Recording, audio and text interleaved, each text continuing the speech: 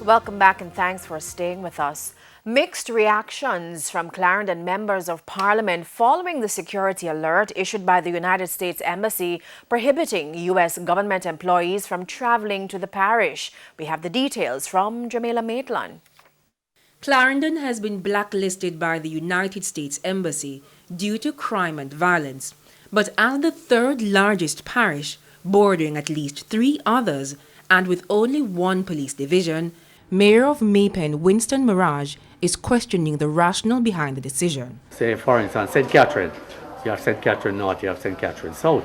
But if you combine those figures together, then St. Catherine will be way above Clarendon, which is just 1 division. He says security officials have been wrestling to contain crime. The latest crime statistics show that major crimes are down in the parish except for murders.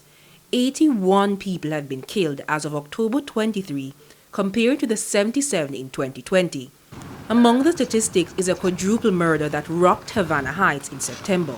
2 suspects were recently convicted and given life sentences, but it was seemingly not enough to change the parish's security alert status at the U.S. Embassy. The Canadian High Commission also has its own list, but Clarendon is not on it.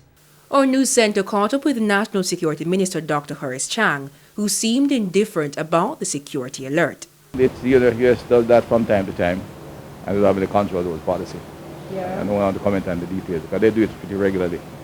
Are you surprised by any other names on the list? I wouldn't comment on that. But not everyone agrees with the United States' travel advisory, especially the members of Parliament for Clarendon. We have to put our energy and our attention to addressing the real issues that are there, because there are real issues. Do I think that we should be broad-brush? No.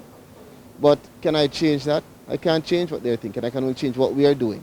And so I rather focus on giving support to the police, giving support to the efforts to make sure that we don't have 1 murder there. Because we do have too many murders and we have too much crime.